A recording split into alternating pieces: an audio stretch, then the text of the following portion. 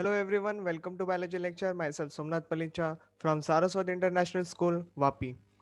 Today we are going to start with our very new topic that is called as a reproductive health. Okay, very new chapter you can say. अभी आप लोगों को सोचने वाली ये बात है कि ये चैप्टर जो है रिप्रोडक्टिव हेल्थ आपके एनसीईआरटी में क्यों दिया है, राइट? तो इसकी बहुत इंपॉर्टेंट वैल्यू है ये चैप्टर की। जैसे कि आप लोगों ने ह्यूमन रिप्रोडक्शन टॉपिक जो है वो रिसेंटली डील कर लिया है, काफी सारी चीजें हैं जो समझ ली हैं। ओके, और आज के डेट में हम लोगों को रिप्रोडक्टिव हेल्थ के रिस्पेक्ट में ना काफी सारी हाइजीन रखनी चाहिए, बहुत ही ज्यादा जरूरी है। और काफी सारी चीजें जो है वो अंडरस्टैंडिंग रखनी चाहिए। ओके, क्या जरूरी है क्या नहीं जरूरी है, कितने सारे प्रिकॉशंस है जो आपके इस चैप्टर में दिए हुए हैं, और कुछ ऐसे रिप्रोडक्टिव हेल्थ को लेके कुछ प्रॉब्लम्स होते हैं जिनको कैसे डील किया जा सकता है, क्या क्या ऐसे प्रॉब्लम्स है जो ओवरकम कर सकते हैं। ओके, या फिर जो सेक्सुअली ट्रांसमिटेड डिसीजेस है उनसे कैसे बचा जा सकता है। ओके, ये सारी बातें ये चैप्टर हमको सिखाता है। फाइन, तो it's very very important chapter you can say with respect to the need point of view also. तो इसलिए आपका यहाँ पे ये लेक्चर को पूरी तरीके से समझना काफी ज्यादा मायने रखता है, और काफी ज्यादा क्वेश्चंस इस चैप्टर से बनते भी हैं। ओके, तो आपको ध्यान देना बहुत ही ज्यादा जरूरी है। चलो समझते हैं अभी चैप्टर को in detail. The term reproductive health referred to as, you can say, healthy reproductive organs, okay, with the normal function। तो हमारे जो रिप्रोडक्टिव ऑर्गन्स है वो हेल्दी रहना काफी ज्यादा जरूरी है, और हेल्दी का मतलब क्या है, तो वो नॉर्मल फंक्शन करने भी चाहिए, बहुत ही ज्यादा जरूरी हो जाता है। ठीक है, सो इसी के वजह से according to the World Health Organization, जिसको WHO के नाम से भी पहचाना जाता है, okay, reproductive health means a total well-being in a physical way, in a emotional way, social and behavioral way। okay, ये सारी बातों से एक पर्टिकुलर इंडिविजुअल जो है वो नॉर्मल होना चाहिए। ओके, काफी अच्छी तरीके से वो वेलबीन होना चाहिए। ओके, इसलिए physically, mentally, socially, emotionally, behaviourally ये सारी बातें मैटर करती है एक कंप्लीट इंडिविजुअल को। ठीक है, फिजिकली बात करें तो उसका फिट रहना भी जरूरी है। इमोशनली बात करें तो ऐसा नहीं कि हर जगह पे रोते बैठे, उसको इमोशंस को भी डील करना आना चाहिए। ओके, हर एक सिचुएशन अलग होती है, हर एक इमोशंस अलग होती है, सारी चीजों को बैलेंस बनाना पड़ता है, that is very very important. Socially बात करें तो ऐसा नहीं कि खाली अकेला रहना चाहिए, कि यहाँ पे सोसाइटीज में आप कैसे कम्युनिकेट करते हो, वहां पे आप कैसे ध्यान देते हो। ओके, खुद पे आप कैसा ध्यान देते हो, अपने आप को कैसे रिप्रेजेंट करते हो सोशली। ओके, ये सारी बातें भी मैटर करती है। And behaviour, yes of course behaviour, आप ज्यादा चिड़चिड़े नहीं होने चाहिए या ज्यादा गुस्से वाले नहीं होने चाहिए, ऐसे लोगों को ज्यादा कोई पसंद नहीं करता है, लोग इनसे दूर रहते हैं। ओके, अकेलापन आपके लिए ये सही नहीं है। सो ये सारी बातें मैटर करती है, इसलिए behaviour is also very much matters over here. आप कितने शांत हो, कितने एक्टिव हो, ये सारी बातों के ऊपर भी ध्यान जाना काफी जरूरी है, तभी जाके ये जो डेफिनेशन है ना वो एक पर्टिकुलर इंडिविजुअल को फिट होती है। आज की सिचुएशन में ये जो डेफिनेशन है मुझे नहीं लगता ये हर किसी को फिट होती रहेगी। समझ में आ रही है बातें? काफी कम ऐसे लोग हैं जो अपने आप को पूरी तरीके से फिट मान सकते हैं। ओके, डिफाइन कर सकते हैं कि yes they are completely well being person. Okay, चलो नेक्स्ट बढ़ते हैं आगे, reproductive health and problems and strategies को लेके डील करते हैं यहाँ पे। तो जैसे कि प्रॉब्लम्स की बात करें, लैक ऑफ अवेयरनेस, हम लोगों को है ना सबसे पहला यही बात खटकता है कि हमारे में है ना अवेयरनेस नहीं होती। Okay, awareness see in people as our religious and traditional society setup, see, lack of awareness in the people as our religious and traditional society setup does not allow much exposure to the knowledge about reproductive health to the children in India। It's a kind of shy kind of activity कि अभी वो लोग है ना इन सारी बातों को लेके ना एकदम खुल के बात नहीं कर सकते, जबकि ये बहुत ही ज्यादा जरूरी है। इसलिए ये चैप्टर है ना स्कूल कॉलेजेस लेवल के स्टूडेंट्स के ना सिलेबस में इंक्लूड किया गया है, ताकि उनको तभी से ही ये सारी बातें क्या होती है इनको समझना बहुत ही ज्यादा जरूरी हो जाता है। ठीक है, जैसे कि कॉलेजेस लेवल की बात करें तो एनएसएस हो जाते हैं। ओके, ऐसे कुछ एक्टिविटीज होती है जो कॉलेज कंडक्ट करवाता है। ओके, एनजीओज होते हैं, उसके उसके अलावा मीडिया होती है ये सारी बातों को डिस्कस करने के लिए। ठीक है, जो लोग यू कैन से अवेयरनेस स्प्रेड करते हैं, गांव गांव में जाके कैंपेन ऑर्गेनाइज करते हैं, जिसके वजह से इन सारी प्रॉब्लम्स को लेके ना खुले एकदम खुल के बात कर सके, और सब लोग को अंडरस्टैंडिंग करवा के दे कि इसका मतलब क्या होता है करके एक्चुअल में।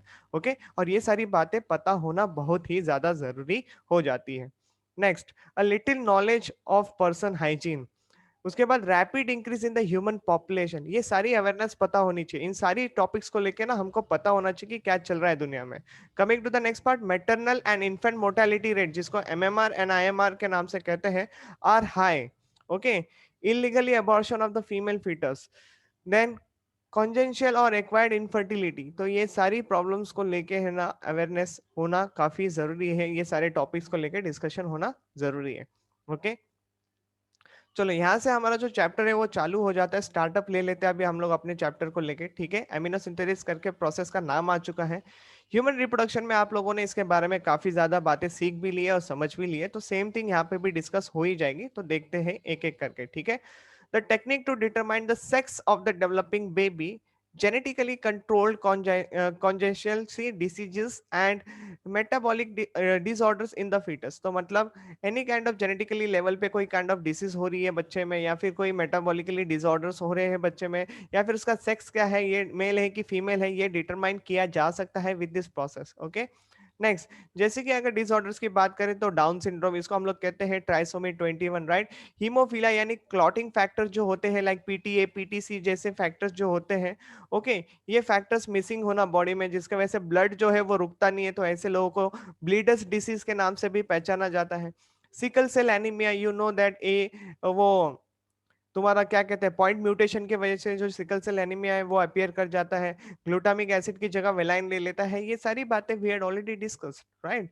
And see, determine the survivability of the foetus also, तो इससे ये भी पता चलता है कि whether that foetus is going to survive for longer period of time और नॉट, क्योंकि उसमें वो क्षमता है या नहीं है, ये सारी बातें भी हमको इस प्रोसेस से पता चल जाती है, तो it's a very very important process you can से।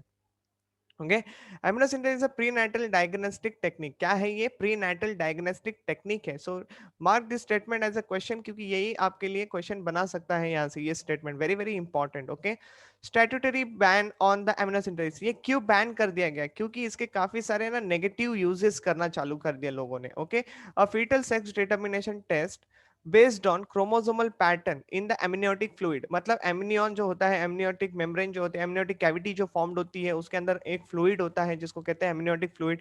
उस फ्लूइड में एम्ब्रियो के कुछ ना कुछ काइंड ऑफ सेल्स जरूर देखने को मिलते हैं, वो सेल्स को सेपरेट करके फिर उनका जेनेटिक लेवल पे एनालिसिस करके फिर काफी सारी चीजें पता की जाती है, कि सेक्स भी डिटेक्ट किया जाता है कि सेक्स ऑफ द चाइल्ड क्या है, और बाकी सारे प्रॉब्लम्स भी।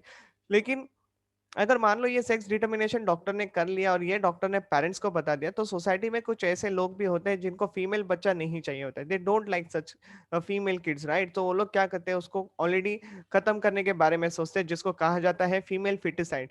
तो ये ना एक जमाने में काफी ज्यादा बढ़ गया था। ओके, ये एक्टिविटी काफी ज्यादा बढ़ गई थी, मतलब वो लोग समझ नहीं पा रहे थे कि फीमेल्स की इंपॉर्टेंस क्या है सोसाइटी में। ठीक है, बिना फीमेल्स के तो मेल चाइल्ड्स का भी कोई सेंस नहीं बनता, right. If you want to take means आप अपने जनरेशन को आगे लेके जाना भी चाहते हो, और लेकिन आपको लड़कियां भी नहीं चाहिए, तो ये तो बहुत ही गलत बात है। समझ में आ रही है ना बात? I hope you guys are understanding very much clearly from this topic. ये टॉपिक काफी सेंसिटिव होते हैं लेकिन इंपॉर्टेंट है, आपको इनके इंपॉर्टेंस को समझना है, इसलिए इसको बैन करना जरूरी हो गया। It is not illegal. समझ में आ रही है बातें? Okay, see, surrounding the developing embryo amniotic fluid तो रहता ही है, for the sex determination to legally check increasing the female feticide, massive child immunization, etc. Some programs that merit in this connection. Okay. So in short, उसको ban कर दिया गया है। Coming to the next part, that is a population explosion. This is our very next topic. इसके बारे में अभी बात करते हैं। Population is defined as the total number of individual of a species which is present in a particular area at a given time. Okay, एक particular species का एक पर्टिकुलर जगह पे उस पर्टिकुलर टाइम में रहना उसको पॉपुलेशन कहा जाता है। ठीक है, next, the species species has many populations living in different regions. Okay, a species has many population living in different regions, ये आपके लिए क्वेश्चन है, ध्यान रखना इस बात के ऊपर। Okay, the scientific study of the human population is called as a demography. अब ये वर्ड भी आपको याद रखना है, again this is a question for you. Okay, the scientific study of human population, मतलब ह्यूमन पॉपुलेशन की स्टडी को डेमोग्राफी कहा जाता है। ओके, जो कि तीन फिनोमिनॉन को डील करती है, जैसे कि देखो, changes in the population size, कभी वो बढ़ रहा है या कभी वो घट रहा है, ये सारी बातों के ऊपर ध्यान दिया जाता है। Coming to the next part, the composition of the population, okay, and the distribution of the population in space, मतलब एक जगह पे कितने लोग प्रेजेंट हैं। ओके, इस तरीके से ये तीन फिनोमिना को डील किया जाता है। Okay, this is what the demography. Now see, it deals with the five demographic process namely fertility को लेके भी बात की जाती है इसमें, मोर्टेलिटी को लेके, मैरिज को लेके, माइग्रेशंस को लेके एंड सोशल मोबिलिटी को लेके. So again this 5 things are also connected to these areas only. Okay, so I hope you understanding how the topic has been connected with the help of these points. Okay, these 5 processes are continually at work within a population determining its size, compositions and distribution. तो इनमें से क्या क्या चीजें हो रही है जो कि रिस्पॉन्सिबल हो सकती है या तो पॉपुलेशन को बढ़ाने के लिए या तो फिर पॉपुलेशन को घटाने के लिए. ओके, या फिर उसको स्प्रेड करने के लिए. The rapid increase in the population over a relatively short period is called as a population explosion. ये तो सबको पता ही होगा ना, रैपिड सडनली बढ़ जाना. ओके, वो भी एक पर्टिकुलर टाइम पीरियड में. ओके, छोटे टाइम पीरियड में काफी ज्यादा अमाउंट में लोग देखने मिलते हैं. That is what the population explosion. The world, अभी ये देखो, ये जो पैराग्राफ यहाँ से चालू हो चुका है, ये आपके सीधे स्ट्रेट फॉरवर्ड क्वेश्चन बनते हैं इसी चैप्टर से. तो मुझे नहीं लगता आप लोग यहाँ से मार्क्स गंवाने के तादाद में रहेंगे, राइट. तो आप लोगों को यहाँ से मार्क्स को गेन करना है. ओके, तो मतलब समझ लो ये बोनस आपको लेके जाना है आपके साथ. Okay, the world population which was around see 2 billions, जिसको कहते हैं 2000 मिलियंस. ओके, 2 बिलियंस यानी 2000 millions in the year of 1900. Okay, जो कि पहुंच गया सीधा 6 बिलियन के पास जब 6000 मिलियंस के पास, in short in the year of 2000. 1900 में 2 बिलियन एंड सडनली 2000, मतलब कम से कम बोल सकते हो 8 साल में. ओके, आपको क्या देखने मिला? तो 6 बिलियन पॉपुलेशन देखने मिला. ठीक है, तो ये सारी बातें आपको यहाँ से सीखने मिल रही है. तो ये आपके लिए स्ट्रेट फॉरवर्ड क्वेश्चंस बन जाते हैं. Okay, coming to the very next point over here, see India. India के बारे में बात करते हैं. Our population which was approximately 350 millions. Okay, अपना कितना था? 350 मिलियन था at the time of independence, लेकिन reach close to the billion mark around 2000, और सीधा सीधा 2000 में ही देखो 1 बिलियन हो गया, मतलब क्रॉस कर गया 1 बिलियन को in the month of May 2000. Okay, so I hope you guys are understanding this very much clearly. Okay, चलो बढ़ते हैं आगे. नोट करने वाली बात है, this means that every 6 person, अभी इसी डेटा के बेसिस पे ये भी बता दिया गया कि every 6 person which is born in the world is considered as an Indian. Okay, now a rapid decline in the death rate, maternal mortality rate and infant mortality rate जो है वो बढ़ गई, and increase in the number of the people in the reducible age are probable reason for this. Okay, so rapid decline in the death rate, maternal mortality rate and the infant mortality rate and increase in the number of the people in the reproducible age are probable reason for this. मतलब यहाँ पे देखो decrease हुआ है किसमें? Death rate में, maternal mortality rate में and infant mortality rate में. ये सारी डिक्रीज हुई है, इसलिए तो पॉपुलेशन बढ़ा है. नहीं तो पॉपुलेशन को या तो कंट्रोल, मतलब कंट्रोल में रहता, या तो फिर आप कह सकते हो डिक्लाइनिंग रहता. लेकिन ऐसा सिनारियो यहाँ पे नहीं देखने मिला, क्योंकि सारी फैसिलिटीज भी आ गई है बाबा आज के दुनिया में. ओके, देखो, through our role of reproductive and child health care, RCH programme जिसको कहते हैं, ये भी आपके सामने एक क्वेश्चन है, फुल फॉर्म पूछा जाता है, what is the full form of RCH करके. ओके, सो आपको पता है reproductive and child health care programmes. Okay, we could bring down the population growth rate. तो ये सारे प्रोग्राम जो होते हैं ये हमको मदद करते हैं पॉपुलेशन को कैसे थोड़ा सा डिक्लाइनिंग, मतलब डिक्लाइनिंग करें. ओके, जैसे कि देखो यहाँ पे और भी कुछ इंफॉर्मेशन है, उसके बारे में बात करते हैं. अकॉर्डिंग टू 2001 सेंसस रिपोर्ट, अभी आपका टॉपिक सेंसस को लेके ही थोड़ी बहुत बातें होगी. So according to the 2001 census report, population growth rate was still around 1.7%. Okay, 2001 की बात चल रही है, population growth rate थी 1.7%, that is 17 by 1000 per year. Okay, ये भी आपको ध्यान में रखना है, 17 by 1000 per year. And the rate at which our population could be double in 33 years. अगर इस ग्रोथ रेट से अगर काम होता रहा तो फिर अपना पॉपुलेशन जो है वो 33 साल में डबल हो जाएगा. ठीक है, now such an alarming growth rate, मतलब इतना फास्ट ग्रोथ रेट हो रहा था, कैन लीड टू और would lead to an absolute scarcity of the food. अभी स्कार्सिटी ऑफ द फूड देखो, पॉपुलेशन बढ़ रहा है, डिमांड बढ़ेगा. ओके, फूड का डिमांड बढ़ेगा, शेल्टर का डिमांड बढ़ेगा, क्लोथिंग का डिमांड बढ़ेगा, हर चीज का डिमांड बढ़ेगा. और फुलफिल कैसे किया जाएगा? समझ में आ रही है? ये बड़ा सा क्वेश्चन मार्क हो जाएगा. मतलब पॉपुलेशन बढ़ना it's very easy thing, but population की डिमांड्स को फुलफिल करना ये बहुत चैलेंजिंग थिंग हो जाएगा. ठीक है, तो scarcity of the food, shelter and clothing problems will arise. Therefore, the government was forced to take up a serious measure to take this population growth rate.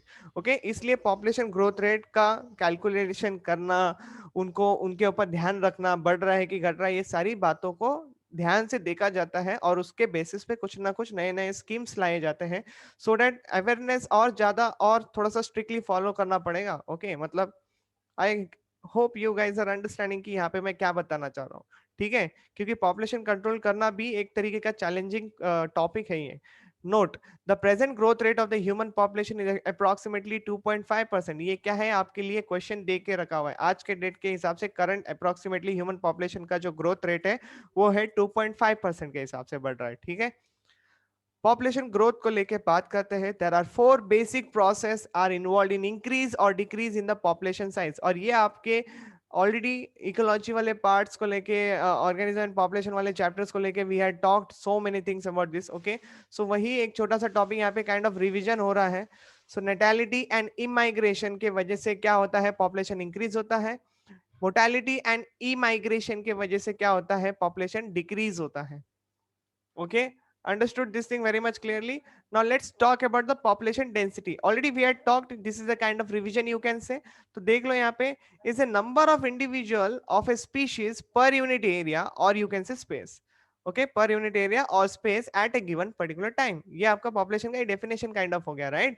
तो now see population density D, जिसको D से define किया जाता है, is equal to number of individual n, okay, capital N upon space, that is S. Okay, so इसको ऐसे भी लिखा जाता है, D is equal to N by S. okay, तो आपको ये इक्वेशन ध्यान में रखना है, ये फॉर्मूला आपको ध्यान में रखना है कि कैसे पॉपुलेशन डेंसिटी को कैलकुलेट किया जाता है. Now let's talk about natality. It refers to as a birth rate. Mortality को लेके बात करें, it refers to as a death rate. Immigration को लेके बात करें, so see, it is a number of individuals that have came into the habitat. And e-migration, just उसका opposite, it is a number of individual of the population who has left the habitat. okay, जो already एक जगह पे थे, अब वो लोग उस जगह से निकल के कहीं और जाने की कोशिश कर रहे हैं, तो उस जगह से उनका जो वैल्यू नंबर था वो घट गया है. ठीक है, whatever the amount of people are moving outside. Growth is of two types. okay, again, इसको, ये जो टॉपिक है ये क्लास 11th में भी पढ़ाया जाता है ग्रोथ के बारे में. ओके, अभी हम लोग उतना डिटेल में नहीं जा रहे, लेकिन थोड़ी बहुत इंक्वायरी तो यहाँ पे हो रही है. तो ये आपका क्लास 11th में प्लांट ग्रोथ एंड रेगुलेटर वाला जो चैप्टर था, उसमें आप लोगों ने ग्रोथ को लेके काफी सारी बात की है. तो वही एक छोटा सा डिस्क्रिप्शन यहाँ पे मैंने रखा है, so that it's a kind of revision for you people. तो देखो इसको, एक्सपोनेंशियल ग्रोथ होता है जो कि आपको देगा जे शेप ग्रोथ कर्व. ये तब पॉसिबल है जब आपके पास फैसिलिटी अनलिमिटेड है, सोर्सेस अनलिमिटेड है, तो अपने मर्जी से जियो, अपने मर्जी से खाओ पियो ऐश करो. सही बात है, पॉपुलेशन बढ़ते रहेगा तो जे शेप कर्व तो आपको मिलना ही है. मतलब कैसे कर्व, ऐसे कर्व मिलेगा. लेकिन एक है logistic growth curve. Logistic growth curve का मतलब क्या है, जब आपके पास चीजें लिमिटेड हो जाती है, ओके, तो हमको लिमिट के हिसाब से काम करना होता है. ऐसा नहीं कि चीजें मिल रही है और हम उसकी वैल्यू नहीं कर रहे हैं और चीजों को अननेसेसरली यूज करके वेस्ट कर रहे हैं. No, it's not like that. अगर ऐसी जिंदगी चलती रही तो फिर कोई मतलब नहीं है, इसका कोई सेंस नहीं है. ठीक है, so see, it shows the H shape या फिर sigmoid growth curve. This type of population growth is called as a Verhulst Pearl logistic growth. Okay, क्या कहते हैं इसको, Verhulst Pearl logistic growth. Okay, as explain by the following equation. तो equation यहाँ पे दिया गया है, ये आपको ध्यान रखना है. पहली बात तो ग्राफ सिग्मॉइड बोला गया है, मतलब ये इस तरीके से फॉर्म्ड होगा. ठीक है, next, dn by dt equal to R N in the bracket k minus n, okay, upon k. Now see, n is equal to population density at time t, r is equal to intrinsic rate of normal natural increase you can say, and k is the carrying capacity. Carrying capacity का मतलब बता देता हूँ, एक particular area में अगर मैं survive कर रहा हूँ तो मुझे जो भी चीजें चाहिए वो एरिया, उस एरिया से सारे सोर्स मुझे अवेलेबल है. Okay, means that area in which I am actually surviving, उस एरिया से मुझे जितने भी सोर्सेस चाहिए वो मुझे मिल रहे हैं. दैट मीन्स व्हाट, इसका मतलब एकदम हिंदी में अगर बताने की कोशिश करूँ, whatever you demand you are getting it. Okay, आपको ज्यादा मेहनत नहीं करनी पड़ रही, या तो फिर आपको उस चीजों के लिए बोलते हैं ना, रुकना नहीं पड़ रहा है. आपको बस इधर जाना है, उधर जाना है और आपको वो चीज लेके आना है. That's it. मींस आप जिस एरिया में रह रहे हो सारी चीजें आपके पास अवेलेबल है. ठीक है, लेकिन again my point of saying here carrying capacity का मतलब क्या है, तो एक ऐसा एरिया जो आपके डिमांड्स को फुलफिल करने की क्षमता रखता है, ठीक है। Next, the distribution of the human population is not uniform through out the world, सही बात है, ओके। कहीं पॉपुलेशन बहुत ही ज्यादा है तो कहीं पॉपुलेशन बहुत कम है, ठीक है। और कहीं तो पॉपुलेशन मीडियम भी है, जैसे कि इसी के बेसिस पे आपको कुछ एग्जांपल्स देके रखे हैं, जैसे कि देखो, some areas are thickly populated. याद रखो ये जो पॉइंट मैं अभी बता रहा हूँ ये आपके लिए स्ट्रेट फॉरवर्ड क्वेश्चंस बनते हैं। तो नाम है मोनाको, ओके, पॉपुलेटेड एरियाज का नाम दिया हुआ है Monaco, okay, Monaco country. And then thinly populated country का नाम है Australia, where as least densely populated जो है वो है ग्रीनलैंड। एंड ग्रीनलैंड को अभी कहते हैं, देखो, कलाललित नुन्नाथ, ओके, कलाललित नुन्नाथ के नाम से अभी इसको पहचाना जाता है, which is the part of the Denmark now, okay. So ये तीनों के तीनों नाम आपको कंपलसरी याद रखना है, Monaco, Australia and the Greenland, okay. चलो बढ़ते हैं आगे। तो आज के लेक्चर का हमारा जो वेरी लास्ट टॉपिक जो आपके स्क्रीन पे आ रहा है, आप देखिए, ध्यान दीजिए और इसको समझने की कोशिश कर दीजिए, ठीक है। सेंसस वाला टॉपिक चल रहा है। सेंसस जो है हर साल, मतलब हर 10 साल के बाद निकाला जाता है, आपको ये ध्यान रखना है, ठीक है। एवरी 10 ईयर्स के बाद हम लोग सेंसस को निकालते हैं। जैसे कि देखो, पहले होता क्या है उसको समझो। Census is an official counting of A population. क्या है? Official counting of A population and preparing the data about age group. About किस किस बारे में हम लोग डेटा निकाल रहे हैं? यहाँ पे एज ग्रुप को लेके बात कर रहे हैं, ओके, बर्थ को लेके बात कर रहे हैं, डेथ को लेके बात कर रहे हैं, सेक्स रेशियो को लेके बात कर रहे हैं, मतलब मेल की पॉपुलेशन कितनी है, फीमेल की पॉपुलेशन कितनी है, कितने लिटरेट है, कितने इलिटरेट है, ये सारी बातों के यहाँ पे सेंसस के अकॉर्डिंगली कैलकुलेट किया जाता है, इंक्वायरी की जाती है और सारा डेटा कलेक्ट किया जाता है, ठीक है। Now see, in India the first census was carried out in the year of 1872। ये क्या है आपके लिए नीट का क्वेश्चन है, आपको इसके ऊपर ध्यान देने की बात आती है। In fact, since 1881, it has been calculated regularly at interval of 10 years। 1881 से ये continuously regularly बोल सकते हैं हम लोग उसको, हर 10 साल बाद कैलकुलेट किए जा रहा है एकदम अच्छी तरीके से, ओके, फॉर्मेट तरीके से, okay. The last been in the year of 2001, मतलब आखिरी सेंसस 2011 में निकाला गया था। तो ये भी आपके लिए नीट का क्वेश्चन बनता है, आपको इसके ऊपर ध्यान देना है, क्योंकि अभी ये 2001 के सेंसस के अकॉर्डिंगली कुछ पॉइंट्स है जो आपको अभी पता चलेंगे।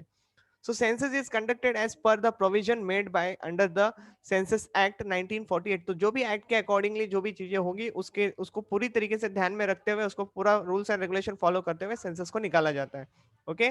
तो सेंसस एक्ट कब पास हुआ था? इन the year of 1948। Now let's move ahead। India accounts for see 17.5% of the world population। India के पास कितना है? Almost 17.5% of the world population, ठीक है। Next, note, most populous state अगर क्वेश्चन पूछा जाता है तो उत्तर प्रदेश याद रखना, एंड लीस्ट पॉपुलस स्टेट अगर पूछा गया तो सिक्किम। अभी पॉपुलेशन बढ़ने के पीछे रीजन क्या हो सकते हैं? तो ये रहे फॉलोइंग रीजन, ये रहे फॉलोइंग कारण। क्योंकि decrease in the death rate, यहाँ पे स्कूल्स है, हॉस्पिटल्स है, सारी चीजें अवेलेबल है, फैसिलिटी काफी अच्छे तरीके से अवेलेबल है।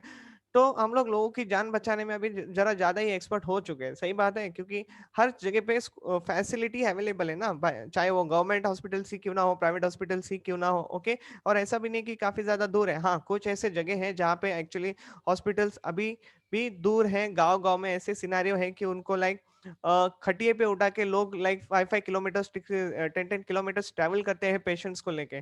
और अगर वो टाइम पे हॉस्पिटल नहीं पहुंच जाते तो उनकी रास्ते में ही मृत्यु हो जाती है। लाइक खास करके प्रेग्नेंट वुमेन को लेके ये काफी सारी प्रॉब्लम्स जो है ना वो अभी भी विलेजेस में होती है, देखने को मिलती है। अभी आज के लेटेस्ट न्यूज है ये सारी बातें। If you are having a time, you can just spend your time in watching the news channels also, आपको ये सारी अपडेट देखने को मिलेगी, ओके। लेकिन सिंस मेजोरिटी केसेस में ऐसा है कि hospitals are available, death rate को डिक्लाइन कर सकते हैं, okay. Now see, increase in the maternal mortality rate and infant mortality rate also, spread of education, okay. मतलब अभी हर जगह पे क्या हो रहा है, पीपल है ना अवेयर होने लगे हैं, ओके। पीपल अवेयर होने लगे हैं क्योंकि एजुकेशन हर जगह पे कोने कोने में जाने की पूरी तरीके से कोशिश कर रहा है और मैक्सिमम पहुंच भी चुका है, ओके। तो ये आपको ध्यान में रखना है। कंट्रोल ऑफ डिसीज को लेके भी बात करते हैं, मतलब अभी तो सडनली कोरोना वाली सिचुएशन आ गई थी, लेकिन अभी देखने को जाओगे तो उस पर भी थोड़ा थोड़ा कंट्रोल बनने लगा है। सब लोग ने एक्सेप्ट कर लिया है कि हमको मास्क पहनना है, हमको हाइजीन मेंटेन रखनी है, हमको हाथ वगैरह सैनिटाइज रखने हैं, ओके, अपना घर को सैनिटाइज रखना है, ओके। बाहर वाले मेंबर्स के साथ आपको कैसे एक्ट करना है, बाहर दुनिया में जाते हो, बाहर एक्सपोज होते हो, तभी कैसे आपको एक्ट करना है, ये सारी बातें अभी हमको समझ में आ रही है। लेकिन फिर भी कुछ लोग जो है अभी भी चीजों को हल्के में ले रहे हैं। लेकिन I hope you guys are not doing this kind of activity. Okay, we are educated people. Okay, coming to the very next part over here, advancement in the agriculture. Okay, so agriculture को लेके अगर biotechnology को लेके हम लोग बात करें तो काफी ज्यादा genetically engineering modified, you can say crop plant has been modified. Okay, चीजों को और इम्प्रूवमेंट कैसे किया जा सकता है। ओके, फिर ये प्लांट जो हम लोग ग्रो कर रहे हैं उनको इंसेक्ट रेजिस्टेंट, पेस्ट रेजिस्टेंस कैसे बनाया जाए, ये सारी प्रोसेस जो है वो हो रही है। ओके, जेनेटिकली इंजीनियर्ड ये सारी चीजें जो है, जेनेटिक्स जो है ये अपने आप में ही एक काइंड ऑफ बिगेस्ट अचीवमेंट है। टिश्यू कल्चर टेक्निक्स अवेलेबल है। ओके, आज के डेट में जो हाइड्रोफोनिक्स टेक्निक्स अवेलेबल है, काफी ज्यादा आपको सीखने मिलेगा इस वाले फील्ड में, बायोलॉजी को लेके। ओके, जो कि पॉपुलेशन जो बढ़ रहा है उसको भी कैसे फूड सप्लाई किया जाए, हर चीज में है ना कहीं आप लोग कह सकते हो कि प्रोग्रेस हो रहा है। तो ये सारी एक बात है जिसके वजह से ग्रोथ ऑफ पॉपुलेशन देखने मिलती है। नेक्स्ट, स्टोरेज फैसिलिटीज है हमारे पास, बेटर ट्रांसपोर्ट फैसिलिटीज आ चुकी है। Okay, protection from the natural calamities. Okay, हर जगह पे तो नेचुरल कैलामिटीज को लेके ज्यादा प्रोटेक्शन नहीं है, लेकिन yes of course people are coming forward, people are helping those who are people like, जो फंस चुके हैं ऐसी जगहों पे उनको खाना पहुंचाया जाता है, उनको मदद की जाती है, उनको डोनेशंस दिए जाते हैं। तो ये सारी जो कहते हैं ना, हम लोग एक इंसानियत के नाते जितना कर सकते हैं हम करते हैं। ठीक है, नेक्स्ट, गवर्नमेंट एफर्ट्स को लेके बात करें, yes our government is also playing a very important role in this area, क्योंकि देखो मैक्सिमम डोनेशंस वगैरह जाना उन पर्टिकुलर जहाँ पे नेचुरल कैलामिटीज वगैरह हुई है उस एरिया के ऊपर ध्यान देना, ये सारी बातें हमारी गवर्नमेंट देखती है। ठीक है, ऐसा नहीं है कि पूरी तरीके से निगलेक्ट किया जाता है, no it's not like that. समझ में आ रही है बातें। ओके, सो ये चैप्टर आपको जो है ना वो काफी ज्यादा बातें सिखाता है, आपको अवेयर करता है। ओके, जिसके वजह से आप है ना एक हेल्दी एंड मैच्योर लाइफ जो है ना सोसाइटी में जीते हो। थोड़ी बहुत बातें हम लोग और भी करेंगे आगे जैसे चैप्टर में बढ़ेंगे। ओके, तो इतना ध्यान रखना कि ये जो चैप्टर है आपके लिए बहुत ही ज्यादा इंपॉर्टेंट है with respect to the NEET point of view. So keep reading your all the number related lines from your NCERT. यहाँ पे कुछ अगर डायग्राम्स है तो वो भी आपको कंपलसरी रीड करने हैं। ओके, मिलेंगे आपको नेक्स्ट लेक्चर से, तब तक के लिए टेक केयर, बाय बाय।